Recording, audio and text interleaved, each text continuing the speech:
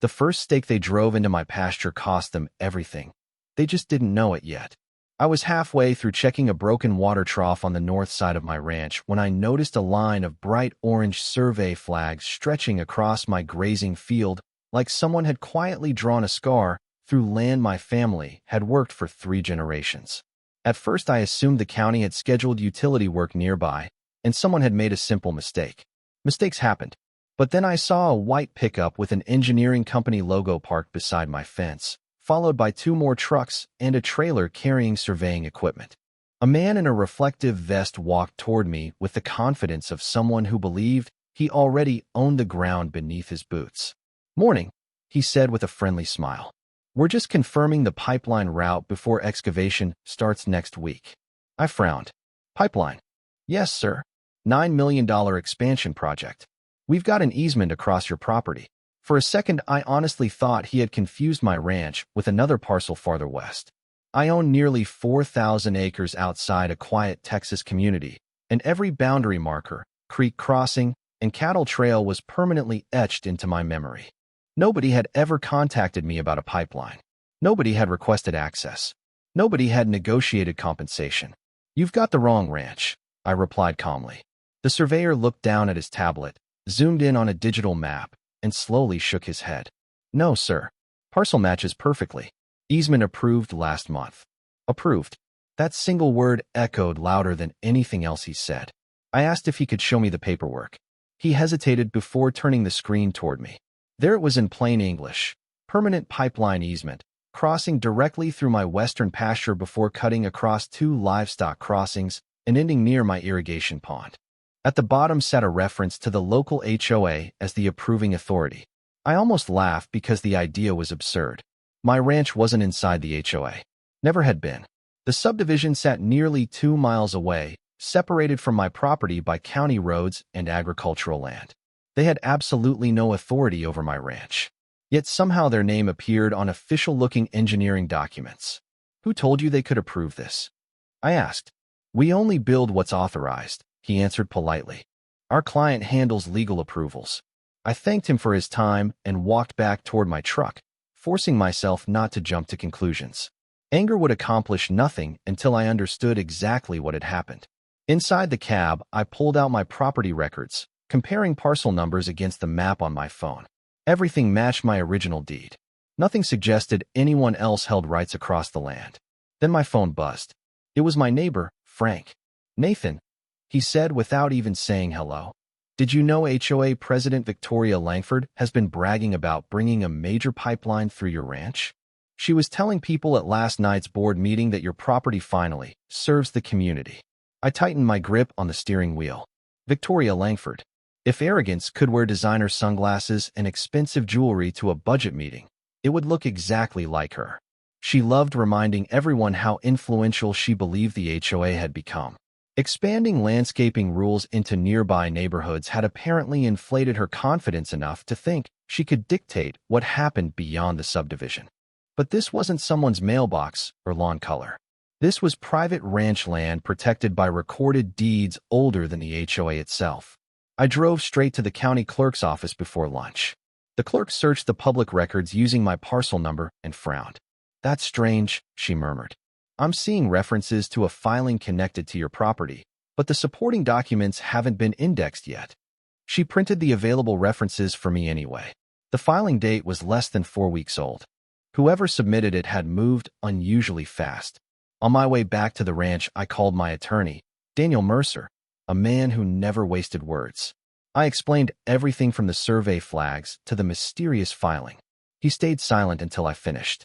"Nathan," he finally said, "listen carefully. Don't sign anything. Don't argue with the contractors. Don't remove a single survey marker. Let every piece of evidence stay exactly where it is. Do you think the easement is legitimate?" I asked. "I think someone wants everyone to believe it is," he replied. "There's a difference." Before I could ask another question, another truck rolled through my front gate carrying additional equipment. Workers climbed out and began unloading supplies while one employee measured the distance from my fence to the first orange stake. Daniel interrupted my thoughts with one final sentence that immediately changed the entire situation. "I'm filing emergency paperwork this afternoon," he said in a calm voice. By tomorrow morning, deputies will be waiting at your gate before the construction crew arrives. I barely slept that night. Every time I closed my eyes, I pictured excavators cutting through the pasture where my grandfather had taught me to ride a horse and where my father had spent countless mornings repairing fences before sunrise. By 6 o'clock the next morning, I was already standing on the porch with a mug of coffee, watching the first lights spread across the rolling fields. The orange survey flags still stretched across the grass exactly where the crew had left them. Daniel had been very specific. Do not touch them. Every marker, every tire track, every photograph could become evidence if this situation ended up in court. Around 7:15, my phone rang. It was Daniel. His voice sounded calm, almost unusually calm. That usually meant he had found something important. I spent half the night pulling records, he said. You were right. Your ranch has never been subject to that homeowners association. Then how did their name end up on an easement? I asked. That is exactly what I am trying to answer. He paused before continuing. There is something even stranger. The document references a landowner authorization, but the county has no recorded signature from you. I leaned against the porch railing. Someone forged it. I am not saying that yet, Daniel replied carefully. I am saying the authorization the engineering company believes exists is not in the county records. That alone raises serious questions. Before I could respond, I noticed dust rising from the county road. 3 pickup trucks and a large utility trailer were heading toward my entrance. The construction crew was arriving earlier than expected. I thanked Daniel, slipped my phone into my pocket, and walked toward the front gate without rushing. The last thing I wanted was to create unnecessary tension. As the convoy slowed near the entrance, the project's supervisor stepped out with a clipboard in one hand and a hard hat under the other arm. He greeted me politely, clearly expecting another routine workday. Then he noticed 2 sheriff's deputies parked beside the cattle guard. Their patrol vehicles had arrived less than 10 minutes earlier. The deputies stood quietly near the entrance, speaking with one another while occasionally looking toward the approaching trucks. They were not blocking traffic or issuing commands. They were simply present. The supervisor looked confused. Is there a problem? One deputy answered before I could. There is a dispute regarding property authorization. Until that dispute is clarified, we are here to help keep the peace and ensure nothing escalates. The supervisor frowned. Our client assured us everything had already been approved. The deputy nodded politely. That may be what you were told. We are not making legal conclusions today. We are simply maintaining the current situation while the attorneys sort out the documentation. The supervisor thanked him and walked back toward his crew. Nobody unloaded equipment. Nobody crossed my fence. Several workers remained inside their trucks, looking uncertain as they waited for instructions from someone higher up the chain. About 30 minutes later, another luxury sport utility vehicle rolled into the entrance. I recognized it immediately. Victoria Langford stepped out wearing oversized sunglasses, an expensive designer jacket despite the warm Texas morning, and enough jewelry to catch the sunlight from 20 yards away. She walked with the confidence of someone who believed every conversation ended exactly the way she wanted. Nathan, she called before reaching the gate. I think there has been a misunderstanding. I smiled politely. I agree. She glanced toward the deputies before lowering her voice slightly. This pipeline benefits everyone around here. Sometimes individual property owners need to think about the larger community. My ranch is not managed by your community, I answered. That is your opinion, she replied with a dismissive wave. The paperwork has already been approved. I looked directly at her.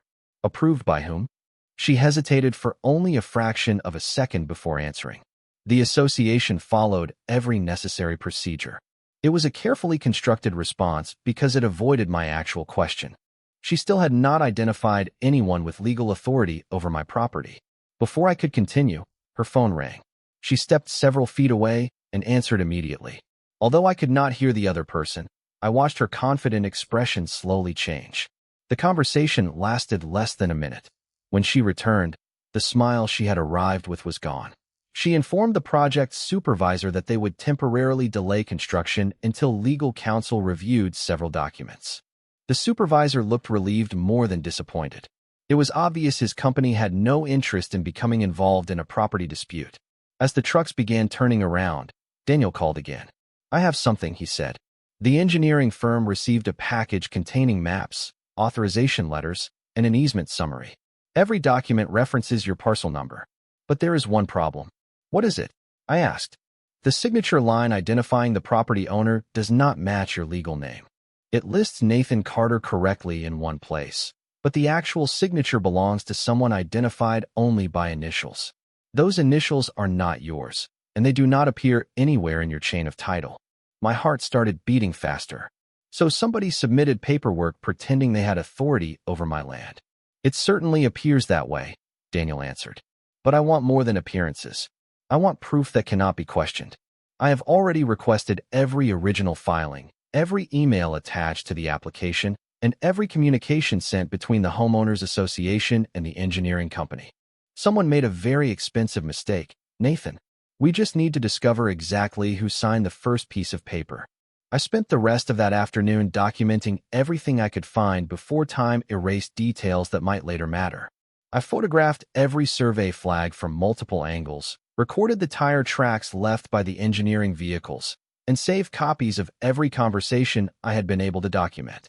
My ranch had taught me one lesson over the years that applied far beyond cattle and fences. Memories faded, but records did not. Around 3 o'clock, Daniel called again with an update that sounded more promising than any conversation we had shared so far. The county finally released several supporting documents connected to the filing, he said. They are incomplete, but they tell us how this started. I walked into my office and spread my property maps across the desk. What did you find? The engineering company relied on a project package submitted by a consulting firm. That package included a route map, an authorization summary, and a cover letter claiming the necessary property permissions had already been obtained. From me? I asked. No, Daniel answered. That is the interesting part. The package never actually says you signed anything. It repeatedly says the necessary permissions were obtained through the property association. I looked back toward the distant subdivision that sat beyond the western ridge, an association that has absolutely nothing to do with my ranch. Exactly, Daniel replied. Someone appears to have assumed the association represented every parcel in the surrounding area. Whether that assumption was careless or intentional is still unclear. That distinction mattered. Honest mistakes could be corrected. Deliberate misrepresentations carried very different consequences. Daniel continued. I also requested the surveyor's field notes. They contain something I think you should see. Less than an hour later, he arrived at the ranch carrying a thick folder. We sat at my kitchen table while he carefully organized the documents in his separate stacks. The first pages contained aerial photographs showing the proposed pipeline crossing nearly 1 mile of my pasture before reaching a utility corridor on the opposite side.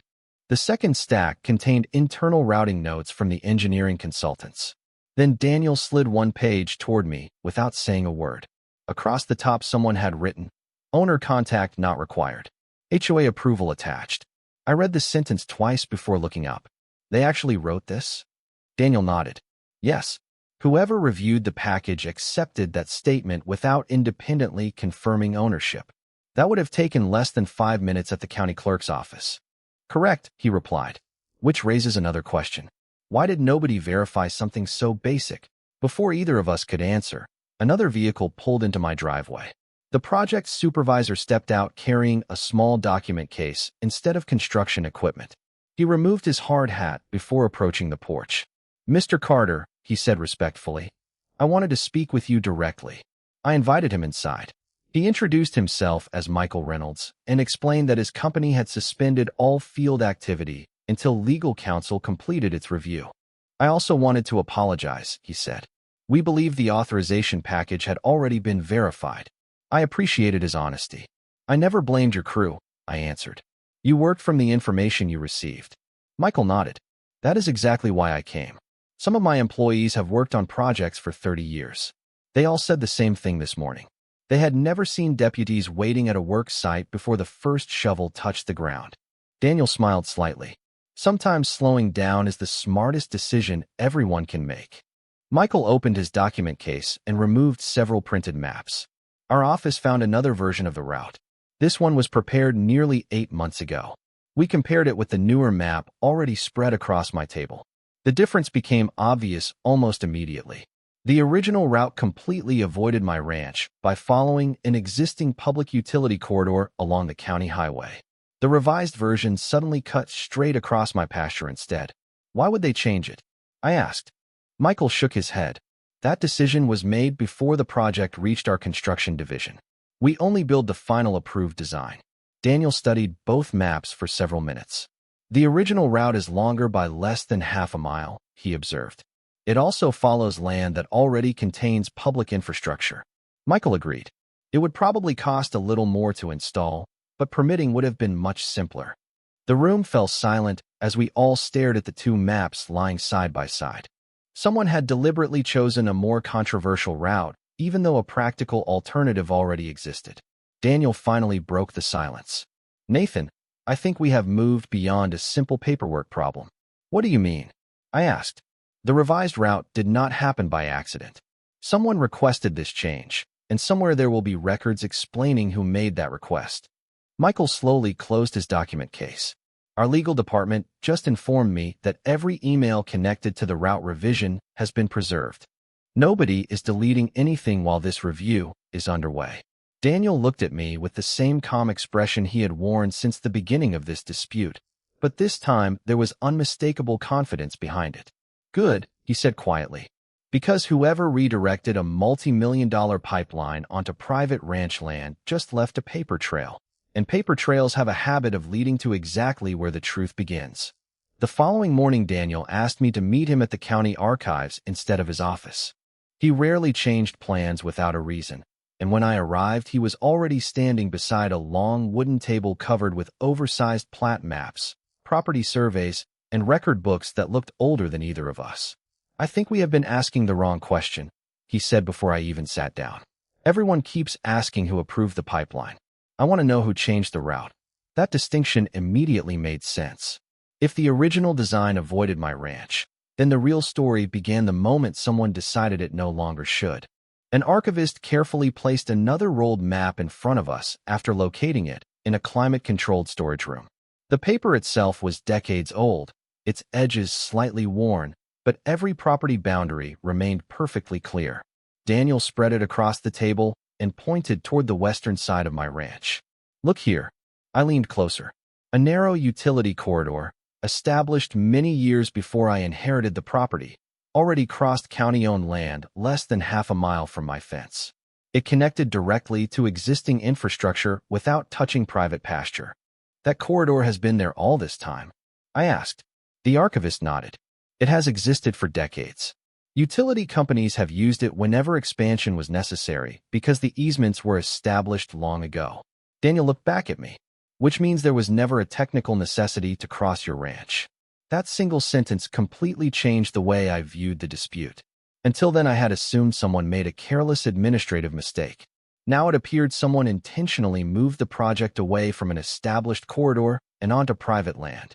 The archivist retrieved one more document from a separate file cabinet. It was a planning map created almost 15 years earlier during a regional infrastructure study. Once again, the recommended route followed the existing county corridor instead of my pasture. 3 different historical records now pointed to exactly the same conclusion. My ranch had never been considered the preferred location until very recently. Daniel quietly photographed every document with permission from the archive staff before requesting certified copies. These are not opinions, he said. These are official records created years before this project existed. As we gathered the paperwork, my phone rang. It was Michael Reynolds. Our compliance department finished reviewing internal project notes, he explained. There is something you should know. The request to revise the route did not originate with our engineering staff. Then where did it come from? I asked. According to the project log, the change was requested during a coordination meeting with outside stakeholders. The log does not list every attendee, but one organization is mentioned by name. I already knew the answer before he said it. The Homeowners Association? Michael sighed. Yes, that is the only outside organization specifically identified in the routing discussion. Daniel listened carefully as I repeated the conversation after ending the call. He did not seem surprised. Instead, he opened his notebook and drew a simple timeline. On one end, he wrote the date of the original county route. On the other end, he wrote the date when the revised proposal suddenly crossed my ranch. Between those 2 points, he left a blank space. That gap, he said, tapping the page, contains every answer we need. Somewhere inside that timeline is the meeting, email, or recommendation that redirected the project. Before leaving the archives, we stopped by the county mapping office, where another employee confirmed that no application had ever been filed requesting abandonment of the long-established utility corridor. In other words, the existing route had remained fully available the entire time. Nothing forced planners to abandon it. They simply chose another path. As Daniel carried the certified copies to his truck, he smiled for the first time since this dispute had begun. "Nathan, historical records have a remarkable habit of ignoring politics," he said.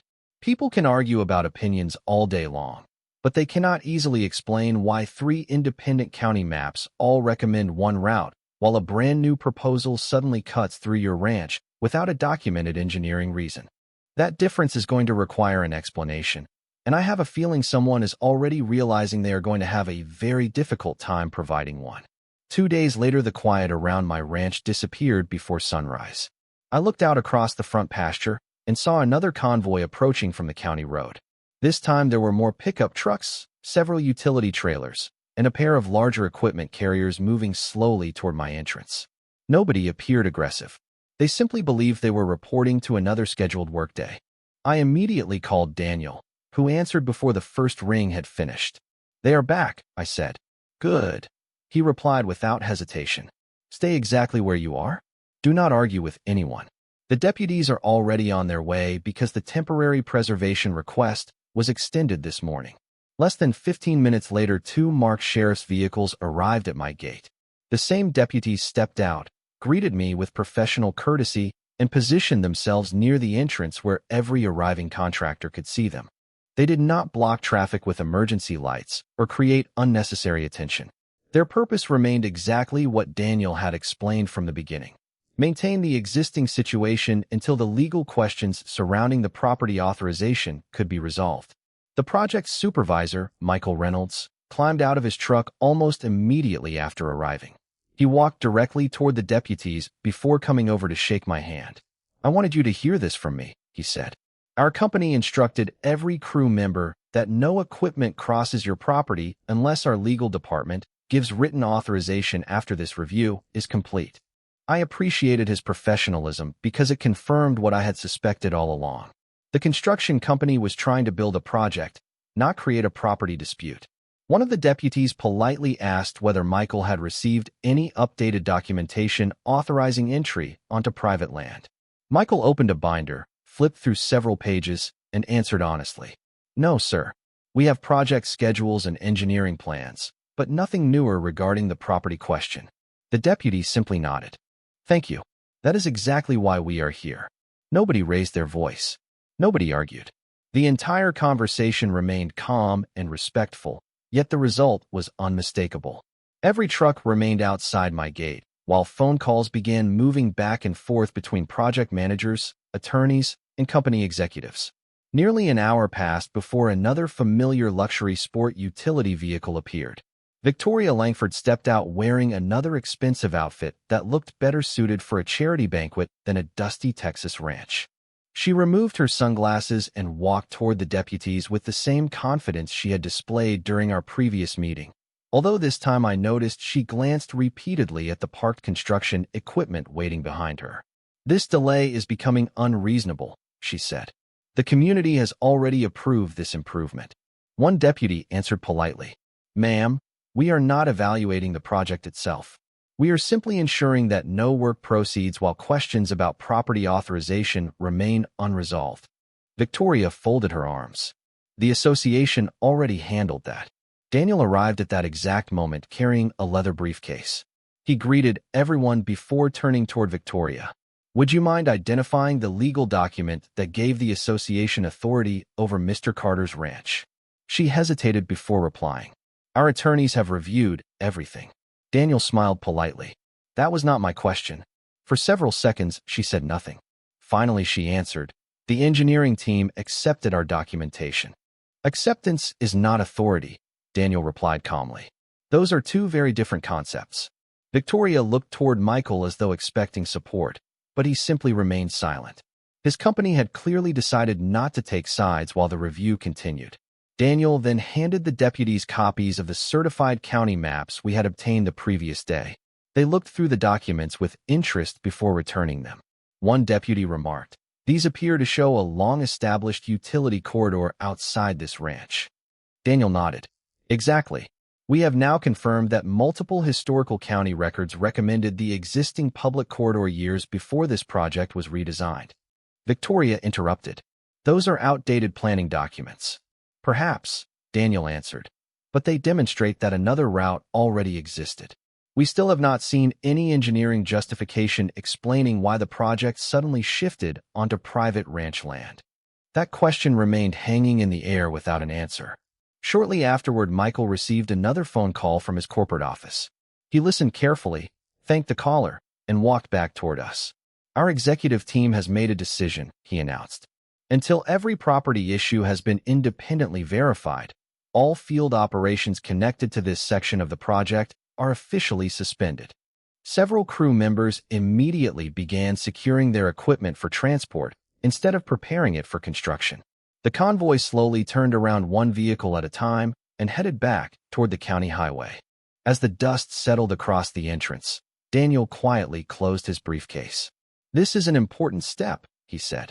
"The work has stopped, but now the document trail becomes even more important. Companies rarely suspend a project of this size without serious concern." Just as we started walking back toward the house, Daniel's phone vibrated. He glanced at the screen, read the message twice, and looked up at me with an expression I had not seen before. "Nathan," he said quietly, "the county just located the attendance list from the coordination meeting where the route was changed, and one name on that list explains why everything suddenly began pointing toward your ranch." Nearly an hour after the construction convoy pulled away, Daniel and I drove straight to the county administration building. He did not say much during the drive because he wanted to verify every detail before drawing conclusions. But I could tell from the way he kept reviewing the message on his phone that whatever had just surfaced was important. When we arrived, the county records manager was already waiting with a sealed folder containing certified copies of the meeting attendance sheet, sign-in records, and a summary prepared by the planning coordinator. Everything had been preserved as part of the official project file. Daniel carefully opened the folder and spread the documents across the conference table. The attendance sheet listed representatives from the engineering consultant, the utility company, county planning staff, and several outside organizations. One name immediately stood out. Victoria Langford had attended the coordination meeting as the only representative from the Homeowners Association. That alone did not prove wrongdoing. Organizations often participated in planning discussions. What mattered was the role each participant played after entering the room. The planning summary answered part of that question.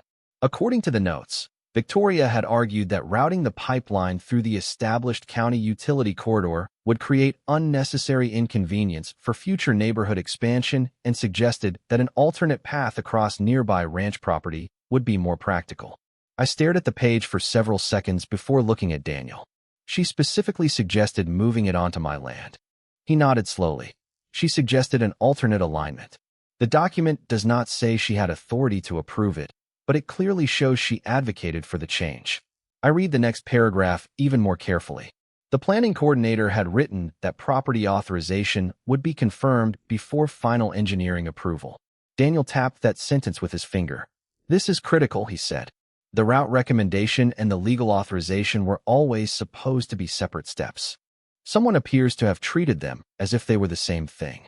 In other words, recommending a route was never the same as granting permission to enter private property. Somewhere between the planning meeting and the final engineering package, those two entirely different concepts had become blurred."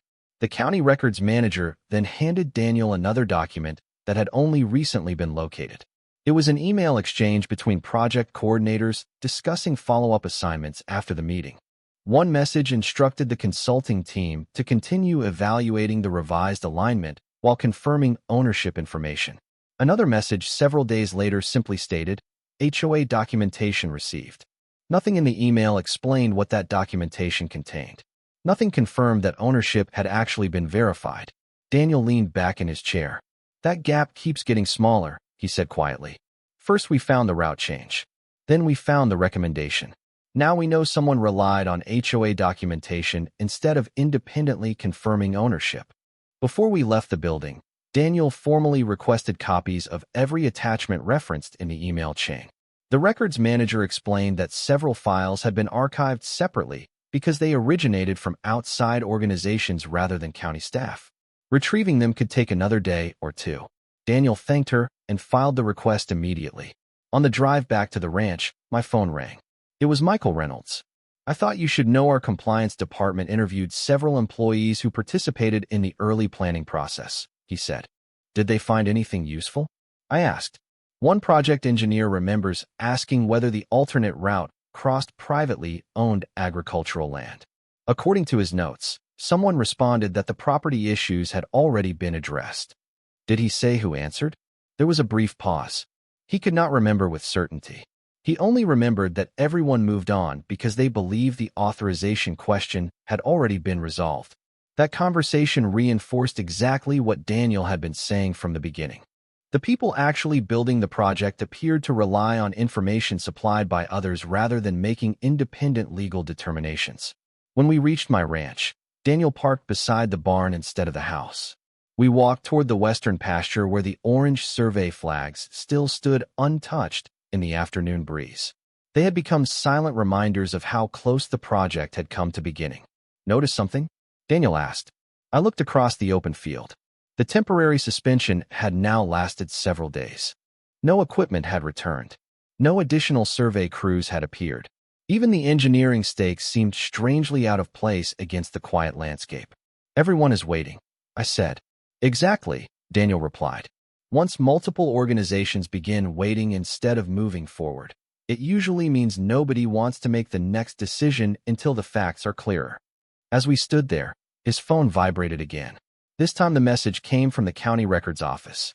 The archived attachments had finally been located, including the complete packet labeled HOA documentation received. Daniel opened the notification, read the file index, and smiled in a way that immediately caught my attention. Nathan, he said, we have finally reached the documents everyone kept referring to. And if the file descriptions are accurate, we are about to see exactly what the engineering consultants were told before they believed anyone had permission to place a pipeline across your ranch. The next morning, Daniel arrived carrying a banker box filled with printed records instead of his usual leather briefcase. He set the box on my kitchen table without saying a word, removed the lid, and carefully arranged the newly released documents into separate piles. These are the attachments everyone kept referring to, he said. Now we finally get to see what actually moved through the approval process. I pulled up a chair as he handed me the first packet. The cover page looked official enough, displaying project references, routing summaries, and contact information for the consulting firm. At first glance, everything appeared routine, but Daniel pointed to a small paragraph near the bottom. Read this sentence carefully. I did. It stated that the proposed alignment had been reviewed with community representatives and that property coordination was considered complete for the recommended route. I looked back at Daniel. That sounds intentionally vague. He nodded. Exactly. It never says the landowners approved anything. It simply says coordination was complete. Those are very different statements. We continued through the remaining pages one by one. There were neighborhood maps, traffic estimates, utility drawings, and meeting summaries, but none of them contained my signature, my name as an approving owner, or any recorded agreement granting access to my ranch. Instead, the documents repeatedly referred back to the Homeowners Association as the point of contact for local coordination. They kept citing the same source, I said. Yes, Daniel replied. The engineering consultants appear to have believed the association represented the affected area. That assumption kept being repeated until everyone accepted it without asking another question. Near the bottom of the stack, we found a document labeled Community Coordination Summary. Unlike the earlier records, this one listed comments made during planning discussions. Victoria Langford's name appeared several times. One comment recommended avoiding future inconvenience to the subdivision by selecting the alternate alignment. Another suggested that nearby agricultural land presented fewer long-term complications than expanding utility work near planned neighborhood improvements. I slowly lowered the paper. She described my ranch as though it were simply an used space. Daniel answered calmly. She described it from the perspective of protecting the subdivision. What she never established was any authority to make recommendations affecting your property rights. As we continued reviewing the file, another detail emerged. The consulting firm's internal checklist included a verification column beside every required task. Environmental review had been checked. Engineering review had been checked. Budget review had been checked. Property ownership verification, however, contained a handwritten note instead of a completed approval mark. The note simply read, "Reference HOA documentation." Daniel leaned back in his chair. "There it is." "What?" I asked. "The missing link." Instead of independently confirming ownership, someone substituted HOA paperwork as though it answered the ownership question. It did not. That discovery explained why every conversation over the previous week had felt incomplete. No single document falsely declared that the association owned my ranch. Instead, each department relied on another department's assumption until the assumption gradually became accepted as fact. Shortly after lunch, Michael Reynolds called with another update. "Corporate counsel finished reviewing the same packet you received," he said. "Our legal team reached an interesting conclusion." I listened carefully. "They believe our construction division never received sufficient documentation authorizing entry onto private agricultural property. That is why the suspension remains in place." "So your company is not moving forward?" I asked. "Not unless the authorization issue is resolved with proper documentation. At this point, our executives want direct confirmation from the actual landowner rather than relying on secondary records." After ending the call, I repeated everything to Daniel. He smiled for the second time that day. "That changes the entire balance of this situation," he said. "The construction company is now asking the same question we asked on day one. Who actually had authority over your ranch?" Later that afternoon, we attended a scheduled administrative review requested by county planning staff. The meeting remained professional from beginning to end. Representatives from several departments discussed the sequence of approvals while comparing timelines and project files. No accusations were made. Instead, everyone focused on identifying where assumptions had replaced verification. Victoria also attended, but her confidence seemed noticeably diminished.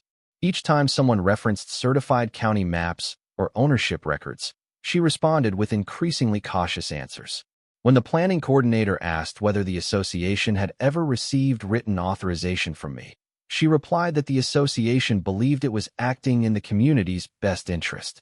Daniel quietly responded, "Acting in the community's best interest is not the same as obtaining permission from the property owner." Nobody challenged that statement because the documents on the table spoke for themselves. As the meeting concluded, the planning coordinator announced that the county would temporarily remove the revised alignment from active processing until every ownership question had been resolved through documented evidence. Walking back to the parking lot, Daniel tucked the certified records under his arm and looked toward the county courthouse across the street. "We have uncovered how the misunderstanding spread," he said. "Now comes the final question. We know who recommended the route. We know how the assumptions traveled through the paperwork. And we know the construction company stopped because the authorization was never independently confirmed. What we still do not know is who assembled the original package that convinced everyone the property issue had already been settled, and that answer should be waiting inside one final set of project correspondence scheduled for release tomorrow morning." I arrived at Daniel's office just after 8 the following morning, and the final batch of correspondence was already waiting on the conference table. Unlike the engineering drawings and planning summaries we had reviewed before, these documents focused almost entirely on communication between consultants, coordinators, and outside representatives during the weeks leading up to the route revision. Daniel slid the first folder toward me. "This is where assumptions either become facts or fall apart," he said. We worked through the emails in chronological order. The earliest messages discussed engineering options and budget estimates. The established county utility corridor remained the preferred alignment because it required fewer new approvals and followed existing infrastructure. Then, several days later, the conversation changed. One email summarized a coordination meeting and stated that an alternate alignment should be evaluated after concerns were raised about future neighborhood development. That matched everything we had already discovered. The real surprise appeared in the messages that followed. A consultant asked a straightforward question: who will confirm property authorization for the alternate route? The reply arrived the next afternoon. It read, "Community coordination has been completed. Supporting documentation attached." Daniel tapped the screen. "Notice what is missing." I read the message again.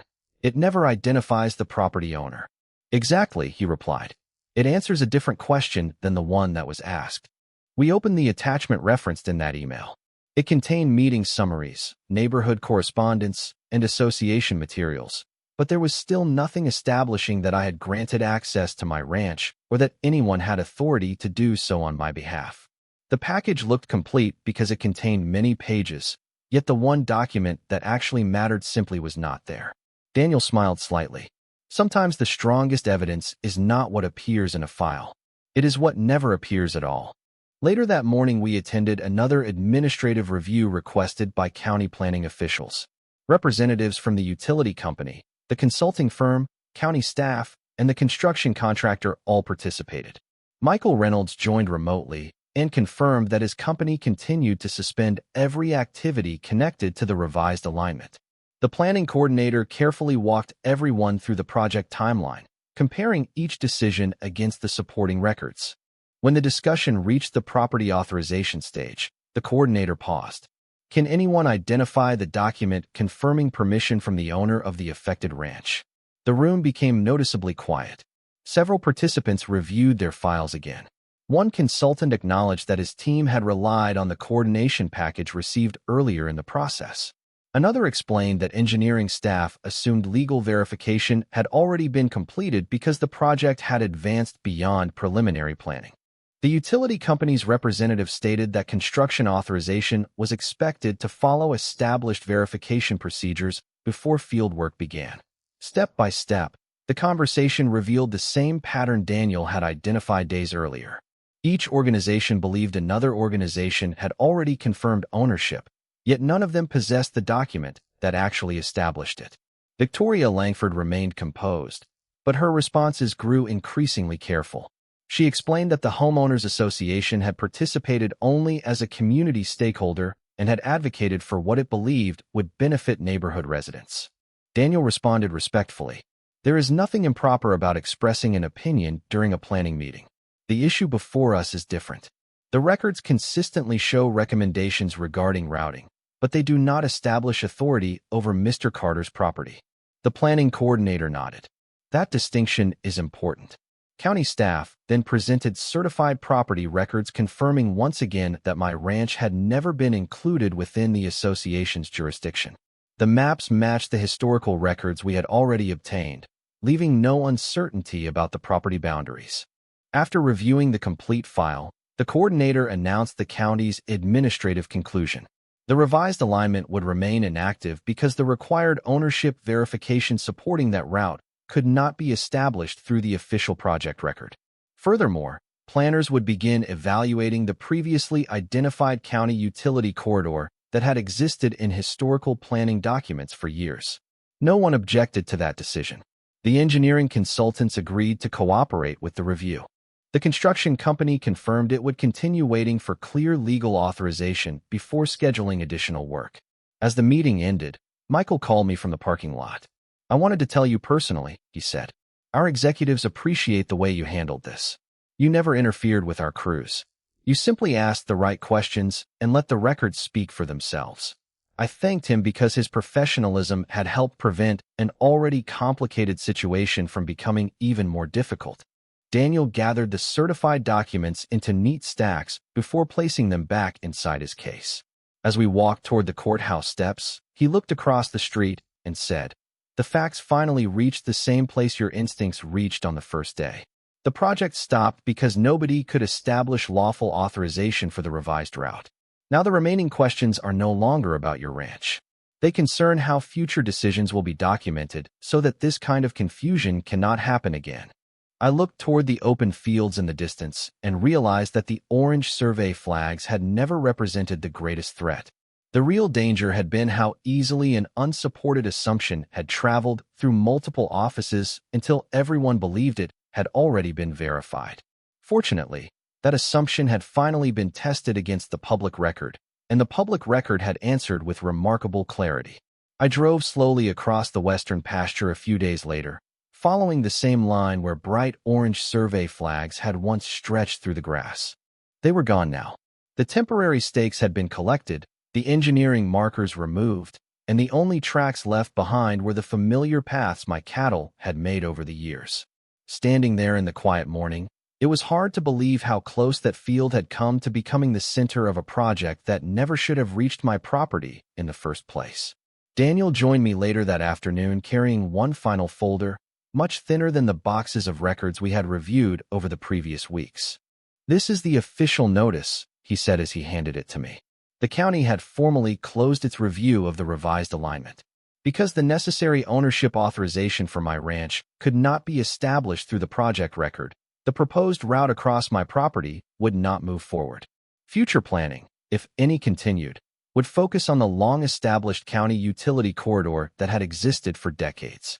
The decision itself was only a few pages long, but every sentence reflected weeks of careful documentation, patient review, and simple questions that deserved clear answers from the beginning. Daniel smiled as he looked across the pasture. "The interesting part," he said, "is that nobody needed dramatic courtroom speeches or heated confrontations to reach this outcome. The documents told the story all by themselves." He was right. Looking back, I realized the turning point had never been the arrival of deputies, the engineering trucks, or even the planning meetings. The real turning point happened the moment someone finally compared assumptions against official records instead of accepting paperwork at face value. Every certified map, every archived email, every planning note, and every property record fit together like pieces of a puzzle. None of them alone solved the entire mystery, but together they revealed exactly how an unsupported assumption had traveled from one office to another until it almost became reality. A week later, Michael Reynolds stopped by the ranch one last time on his way to another project. He climbed out of his truck carrying nothing more than a handshake and a friendly smile. "I wanted to close the loop personally," he said. "Our company updated its review procedures after everything that happened here. Future projects involving private property will require direct ownership confirmation before construction scheduling moves forward." I thanked him because that change might save another landowner from experiencing the same confusion. He looked across the open pasture before leaving and laughed softly. "I have to admit, this ranch looks a lot better with cattle than pipeline markers." After he drove away, I spent the rest of the afternoon repairing a section of fence that had weathered a recent storm. It felt good to return to ordinary ranch work. Feeding livestock, checking water tanks, and maintaining fences were challenges I understood. They reminded me why I had chosen this life in the first place. The land had never asked for anything except honesty, hard work, and respect. Those values turned out to be just as important inside county record rooms as they were out in an open pasture. As for Victoria Langford, I did not celebrate her embarrassment or spend time wishing for harsher consequences. The administrative record already reflected what had happened, and the project had been redirected through proper procedures. For me, protecting my property mattered far more than watching someone else lose an argument. The greatest victory was knowing the ranch remained exactly as my family had intended, preserved through lawful documentation rather than emotion or unnecessary conflict.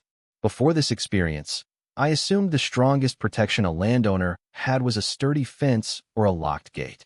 Now I know something even stronger exists.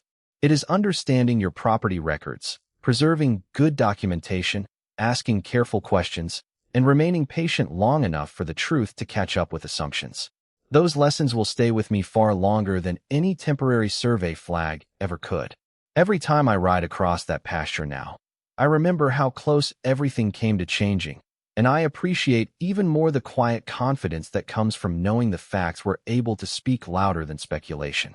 If you had been standing in my boots the day those survey crews first arrived, what would you have done? Would you have trusted the paperwork they carried? Or would you have stopped everything until every document was verified? I would genuinely like to hear your thoughts because every property owner might see this situation a little differently. And if you enjoy stories where patience, careful documentation, and common sense make all the difference, I hope you will consider subscribing so you can join me for more stories like this. There is always another lesson hidden behind the next property line. And sometimes the smallest question can protect something far more valuable than anyone realizes.